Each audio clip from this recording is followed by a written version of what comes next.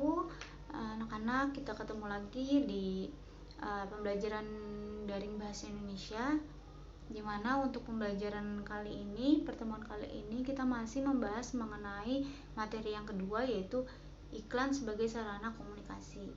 Nah, untuk di pertemuan kali ini, sebelum kita mulai, kita sama-sama dulu membaca basmalah. Bismillahirrahmanirrahim. Semoga dalam penyampaian materi hari ini kalian bisa menerimanya dengan baik. Kalian dapat memahami materi yang akan disampaikan. Seperti biasanya, sebelum dimulai, Bu Anita minta kalian siapkan dulu buku LKS Bahasa Indonesia-nya, ya. Buku tulisnya kalian siapkan juga, dan jangan lupa alat tulisnya.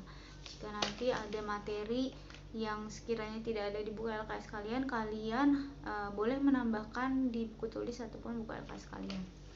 Nah, selanjutnya langsung saja dibuka buku LKS-nya halaman 18. Ya, kita masih melanjutkan materi yang minggu lalu yang sempat tertunda. Nah, kita akan masih membahas mengenai sebuah iklan. Jadi di halaman 18, ya, situ yang bagian C-nya, ya, kita akan membahas mengenai pola penyajian iklan. Jadi untuk iklan sendiri di sini yang sudah pernah Bu Anita jelaskan minggu lalu, mana iklan itu bisa disampaikan dalam berbagai bentuk. Ya, jadi dalam penyampaian iklan itu ada yang menyampaikannya melalui media cetak, ada yang menyampaikannya melalui media elektronik, menggunakan media massa, dan lain-lain. Nah, di sini dibahas mengenai pola-pola penyajiannya. Bagaimana sih cara penyajian iklan? Ya, dapat dilakukan melalui apa saja di sini. Ya, dalam buku kalian, ya, dalam buku itu ada 2 pola penyajian iklan, yaitu iklan dengan pola penyajian media cetak dan iklan dalam pola penyajian elektronik. Jadi untuk pola penyajian media cetak itu suatu iklan yang disampaikannya melalui cetakan atau secari kertas atau buku. Ya, contohnya seperti iklan-iklan yang ada di brosur-brosur, ya, selembaran brosur, iklan-iklan yang ada di koran, iklan-iklan yang ada di majalah, di mading, dan di lain-lain. Nah, itu salah satu contoh pola penyajian cetak dalam sebuah iklan. Selanjutnya ada pola penyajian cetak, pola penyajian iklan menggunakan elektronik. Nah, ini yang sudah kita ketahui, banyak sekali iklan-iklan yang ada di dalam televisi, iklan-iklan yang ada di radio, di handphone kalian, ya, atau di elektronik lainnya. Nah, seperti misalnya ada di film, ada di internet, media massa, ya, dan lain-lain. Ya, itu salah satu contoh dari iklan yang disajikan melalui elektronik. Jadi iklan yang disajikan melalui elektronik ini sebenarnya lebih banyak, apalagi di zaman sekarang, ya, banyak sekali kita temukan. Kita membuka situs A, nanti akan muncul iklan.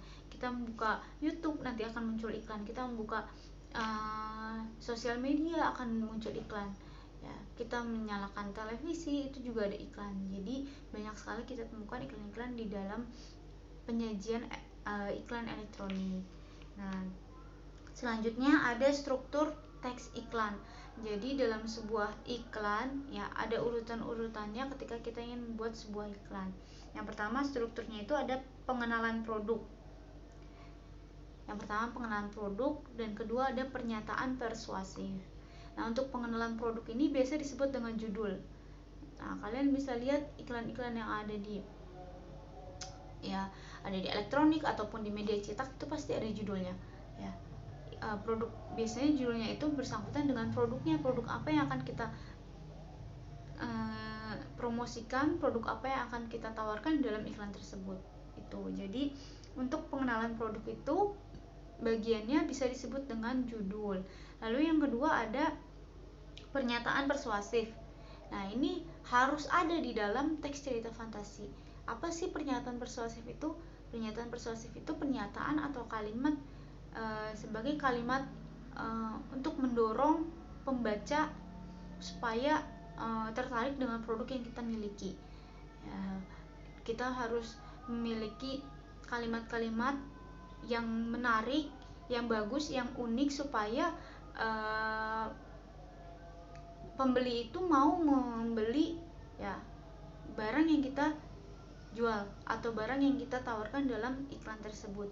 Jadi kita harus memiliki bahasa yang baik, bahasa yang bagus, yang menarik supaya produk itu bisa terjual dengan cepat. Nah, itu. Selanjutnya ada kaidah atau bahasa di dalam teks sebuah iklan. Nah, di sini bahasa dalam sebuah iklan ada 3, menggunakan pernyataan yang imperatif, bahasa yang digunakan sederhana, dan memiliki bahasa-bahasa yang efektif. Nah, yang pertama itu menggunakan pernyataan yang bersifat imperatif. Ini hampir sama dengan persuasif tadi, di mana ketika kita membuat sebuah iklan, kita pasti menggunakan bahasa yang tujuannya untuk mengajak atau mendorong pembaca atau pembeli supaya tertarik dengan produk yang kita miliki, ya, supaya mereka mau menggunakan atau membeli barang atau jasa yang kita miliki tersebut. Walaupun dalam iklan tersebut tidak secara gamblang atau tidak secara tersurat dia mengatakan ayo beli produk ini, ayo beli makanan atau ayo gunakan jasa ini, tidak seperti itu. Tapi dengan bahasa-bahasa yang lebih menarik, lebih baik dan lebih bagus untuk digunakan, kita bisa menilai bahwa penjual ini sedang mengajak kita untuk menggunakan produk tersebut. Ya, contoh di sini ada yang kemarin Bu Anita contohkan. Nah, cintai ususmu, minum Yakult setiap hari. Di situ tidak ada kata-kata ayo beli Yakult, ayo Yakult ini enak, ya Yakult ini sehat, ayo kita harus beli Yakult, tidak seperti itu. Tapi dari kata-kata cintai ususmu, minum Yakult setiap hari, di situ ada pesan yang disampaikan, pesan yang ingin disampaikan bahwa kita diminta untuk minum Yakult, diminta untuk membeli Yakult tersebut. Ya, jadi untuk sebuah iklan tidak harus ada kata-kata ayo beli produk ini, ayo gunakan produk ini, tapi dengan bahasa seperti tadi, ya bahasa yang mana lebih baik, lebih menarik, terlihatnya, didengarnya juga lebih enak, namun tetap ada pesan yang disampaikan bahwa kita diminta untuk menggunakan produk tersebut, untuk membeli produk tersebut. Tuh contohnya. Nah, yang kedua ada bahasa yang digunakan itu bahasa yang sederhana. Bahasa-bahasa yang sederhana, mudah diingat, yang menarik. Ya, jadi tidak menggunakan bahasa yang terlalu panjang berbelit-belit. Ya, cukup beberapa kata saja, tapi kata tersebut menarik dan mudah diingat supaya produk kita juga lebih mudah dikenal, lebih mudah diingat oleh masyarakat. Dari kata-kata yang hanya 1 atau 2 kata-kata saja, ya tidak menggunakan kata yang panjang, tidak berbelit-belit. Nah, itu.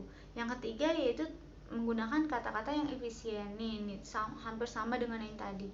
Jadi kata-kata efisien itu kata-kata yang padat, jelas, tidak berbelit-belit, tidak bertele-tele. Ya, jadi hanya menggunakan kata-kata yang dibutuhkan saja, tapi tetap harus jelas. Ya, jangan singkat-singkat tapi tidak jelas. Nah, ini untuk kata efisien ini biasanya lebih sering digunakan di dalam iklan baris, di mana iklan baris itu tidak memiliki tempat yang banyak, tidak memiliki durasi yang banyak di dalam penyampaiannya. Nah, itu biasanya dalam iklan baris itu menggunakan singkatan-singkatan.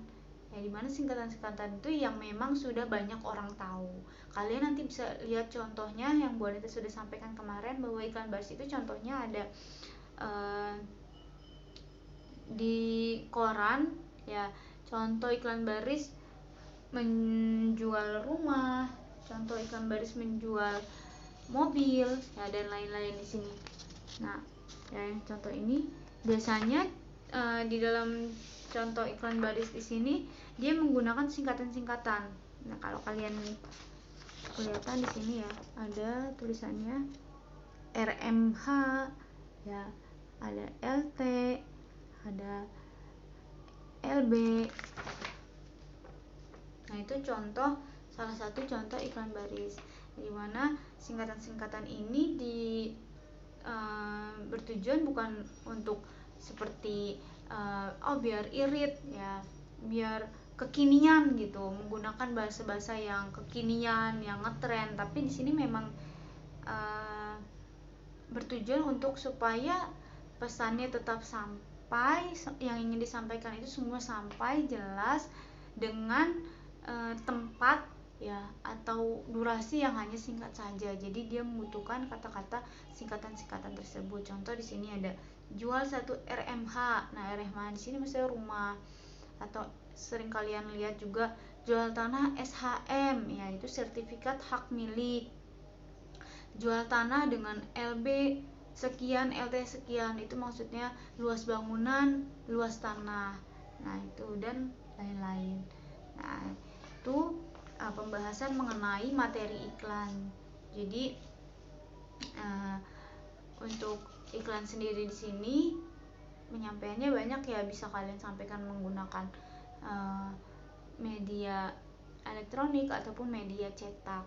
Jadi kalian juga bisa menggunakan sosial media kalian untuk menyampaikan atau mempromosikan mungkin barang, produk, jasa yang kalian miliki, yang kalian jual, bisa kalian gunakan di sosial media kalian.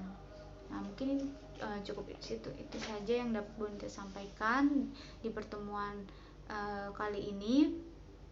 Semoga apa yang Bonita sampaikan bisa kalian terima dengan baik. Jangan lupa ketika kalian menyaksikan video ini, kalian foto dan nanti kalian kirimkan ke WhatsApp Bonita secara pribadi. Jika ada yang ingin bertanya, dipersilakan bertanya, dilampirkan saja di WhatsApp, tanyakan apa yang ingin kalian tanyakan. Ya, cukup sekian. Semoga ilmunya bermanfaat. Tetap di rumah saja dan jaga kesehatan. Terima kasih. Assalamualaikum warahmatullahi wabarakatuh.